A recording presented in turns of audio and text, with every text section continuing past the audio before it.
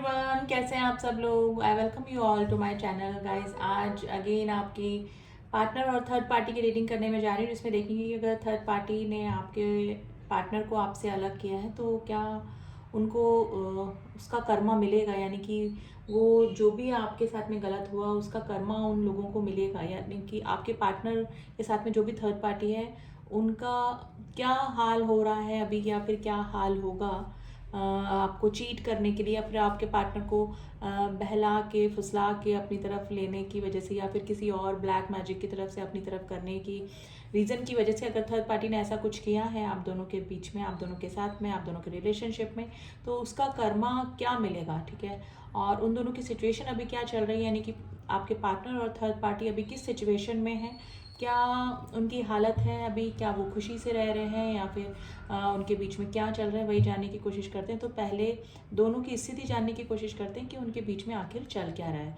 फिर देखेंगे कि क्या कर्मा मिलेगा थर्ड पार्टी को, और क्या रीज़न था कि आपके पार्टनर आपको छोड़कर थर्ड पार्टी के पास में गए। तो आज ट्रेडिशनल टैरो का ही यूज़ करते हैं। तो देखते हैं कि पहले उनकी कंडीशन क्या चल रही है, दोनों किस सिचुएशन में है।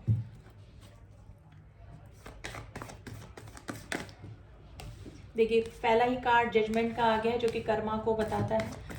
कर्मा की रीडिंग करिए, और पहला ही कार्ड रिवर्स में कार्ड आया है गाइस, 4 ऑफ वैंड्स, यानी कि यस, बिल्कुल एनर्जीज, बिल्कुल क्लियर एनर्जीज निकल के आ रही है गाइस। चलिए देखते हैं, बॉटम ऑफ द डेक आया है द हैंग मैन। देखिए, आपके जो पार्टनर की स्थिति है वो ये हो रही है, वहाँ पर हैंग सिचुएशन में बने हुए हैं, ना तो निकल पा रहे हैं ना रह पा रहे हैं उस रिलेशनशिप में। दोनों की ही यही स्थिति बनी हुई है गाइस रिलेशनशिप में। ये देखिए, ये कार्ड 4 ऑफ वैंड्स, ये किसी रिलेशनशिप को होने को, शादी को, एंगेजमेंट को उसको बताता है, लेकिन ये कार्ड आया रिवर्स में, तो इसकी एनर्जी हम रिवर्स में ही लेंगे। यानी कि इस तरह का कर्मा हो रहा है कि उनकी शादी टूटने के कगार पर आ चुकी है, या फिर ऑन प्रोसेस है गाइज। आपके जो देखिए, क्वीन ऑफ वैंड्स की एनर्जी आई है, जो कि ब्लैक मैजिक को भी बताती है गाइज। या तो आपके पार्टनर को जो थर्ड पार्टी ने अपने किसी ऐसे नेगेटिव एक्टिविटी से आपके पार्टनर को अपनी तरफ अट्रैक्ट किया है, जिसकी वजह से आपके पार्टनर आपको छोड़ा, आपको घोस्ट किया।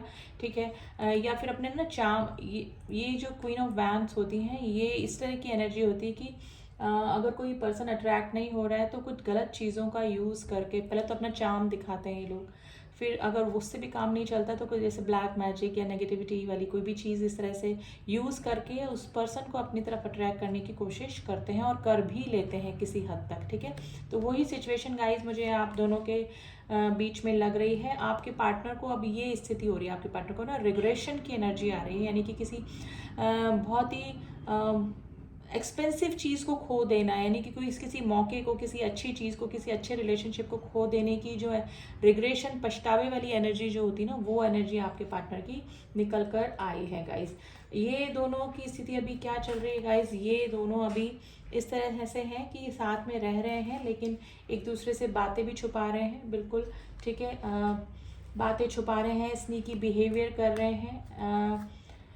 अगर देखिए, बिल्कुल हाई प्रेस्टिस की भी एनर्जी आई है, जो कि बिल्कुल भी अच्छी एनर्जी गाइज नहीं होती है। ये माइंड गेम खेलने वाले हैं आपकी थर्ड पार्टी जो है आपके पार्टनर के साथ में, ये काफ़ी माइंड गेम खेले, यानी कि काफ़ी कनिंग, काफ़ी चालाक पर्सन ये हो सकते हैं गाइज। द सन की एनर्जी आई है गाइज, आपके पार्टनर है ना हैंग सिचुएशन में तो है, लेकिन ये अब इस रिलेशनशिप से निकलना चाह रहे हैं।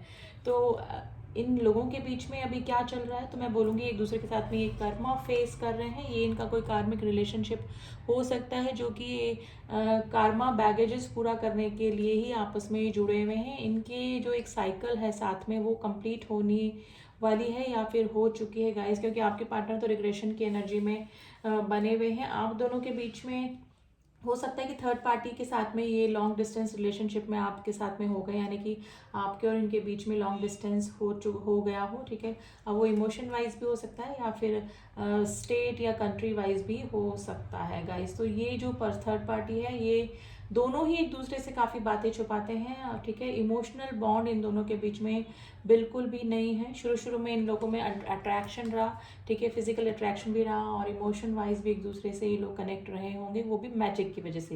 लेकिन धीरे धीरे से अगर वो नेगेटिविटी आपके पार्टनर के ऊपर से हटी होगी तो आपके पार्टनर को ना जैसे ना आंखें खुलना वाली स्थिति हो सकती है। देखिए ये फिर से मून की एनर्जी आई है गाइस।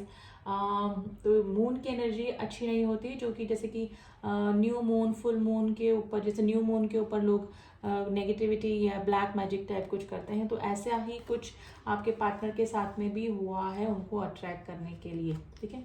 तो ये स्थिति अभी उनकी चल रही है, जो हैंग सिचुएशन में है आपके पार्टनर अभी। जो पार्टनर अभी कंप्लीटली फ्री नहीं हुए हैं वो तो ऑन प्रोसेस हैं, वो निकलना चाह रहे हैं, ठीक है। उनकी दिल की स्थिति यही है कि वो निकलना चाह रहे हैं और पछतावे की एनर्जी में बने हुए मुझे लग रहे हैं गाइज।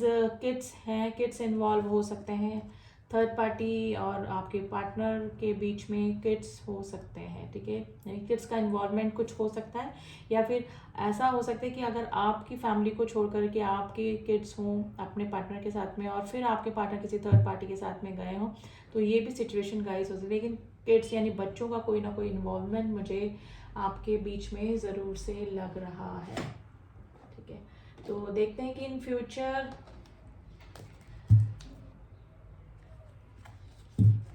क्या अब सिचुएशन रहने वाली है आपके पार्टनर और थर्ड पार्टी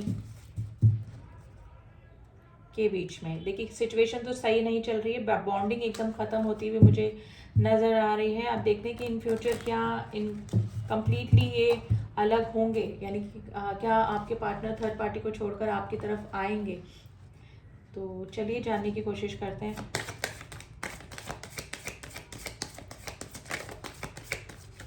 पहले जजमेंट के कार्ड को क्लियर करते हैं, जजमेंट का कार्ड क्यों आया है।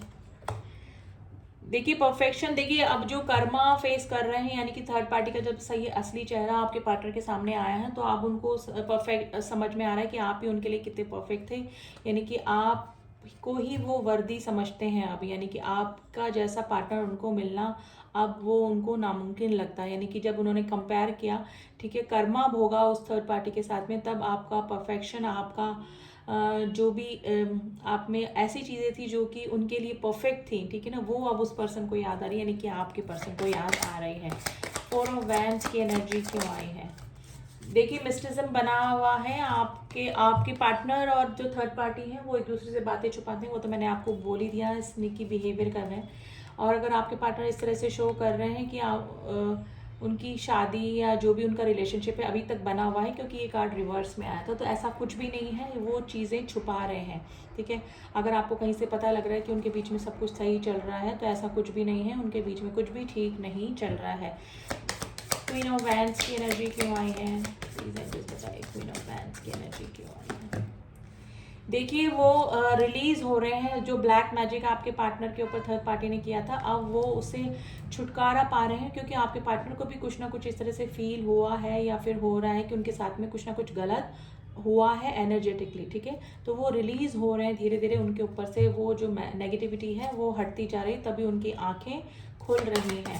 4 ऑफ कप्स की एनर्जी को क्लियर कीजिए। एनलाइटमेंट, देखिए पछतावे की एनर्जी में है, और ये एनलाइटमेंट किसकी तरफ से हुआ है, गॉड की तरफ से ही हुआ है। देखिए गॉड की तरफ से ही कार्मिक रिलेशनशिप डाले जाते हैं, ताकि उनको चीज़ें समझ में आए कि कौन आपके लिए सही है कौन गलत है, ठीक है।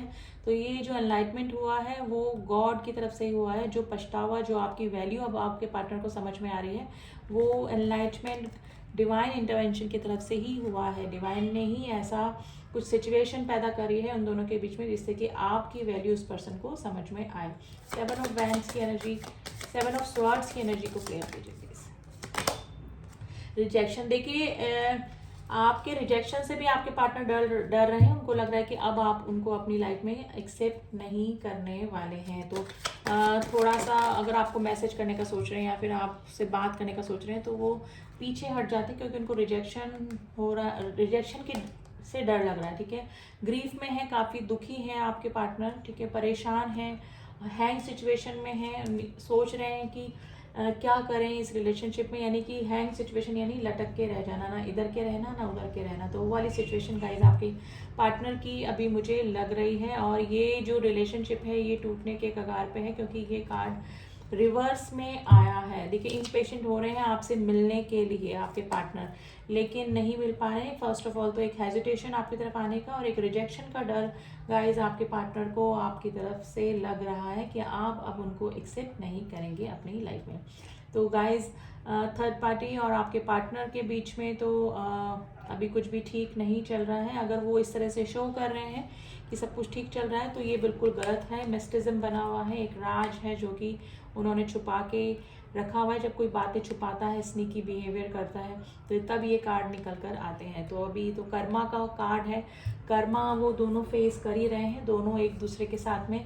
अगर किसी चीज़ की वजह से अगर वो जुड़े हुए भी हैं तो मे भी हो सकता है, मतलब किड्स इन्वॉल्व हो सकते हैं। कुछ ना कुछ चीज़ है जो कि उन दोनों को जोड़े रखी है। अदरवाइज इमोशनली और किसी भी तरह का बॉन्ड उन दोनों के बीच में अभी मुझे नज़र नहीं आ रहा है। ठीक है, अब कुछ नंबर हैं गाइज वो आपसे रेजोनेट कर सकते हैं। Number 20, number 4, number 13, number 4 again आया है, number 7, number 2, number 21 and number 9 आज आपके लिए इम्पोर्टेंट हो सकता है एंड नंबर 12 आज आपके लिए इम्पोर्टेंट हो सकता है। राशियों की बात मैं करूँ तो यहाँ पर देखिए लिब्रा राशि काफ़ी स्ट्रांग है एंड एरीज, लियो, सेजिटेरियस भी है। पाइसेस राशि काफ़ी स्ट्रांग है, लियो राशि काफ़ी स्ट्रांग है एंड कप्स का भी साइन कैंसर, स्कॉर्पियो, पाइसेस तीनों ही राशियाँ हैं एंड जेमिनी, लिब्रा, एक्वेरियस भी है। राशियाँ सारी आ गई हैं गाइज, आज सारी राशियाँ आई हैं। नंबर मैंने आपको बता ही दिए हैं, वो आपसे रेजोनेट कर सकते हैं। आपके पार्टनर का डेट ऑफ बर्थ हो सकता है या फिर आपका डेट ऑफ बर्थ हो सकता है या फिर थर्ड पार्टी का डेट ऑफ बर्थ हो सकता है, किसी से भी नंबर रिलेट कर सकते हैं या फिर आपके लकी नंबर भी ये हो सकते हैं। ठीक है, अब एंजल्स का एडवाइस देख लेते हैं गाइज। एंजल्स आपको क्या कह रहे हैं अभी प्रेजेंट सिचुएशन में, आपको क्या करना चाहिए। ठीक है, वो तो अपना कर्मा फेस कर ही रहे हैं, लेकिन मेरे व्यूअर्स के लिए क्या एडवाइस है और वो क्या कह रहे हैं इस रिलेशनशिप के लिए, तो जानने की कोशिश करते हैं। नो का कार्ड आया है गाइस, 2 कार्ड मुझे और लेने पड़ेंगे।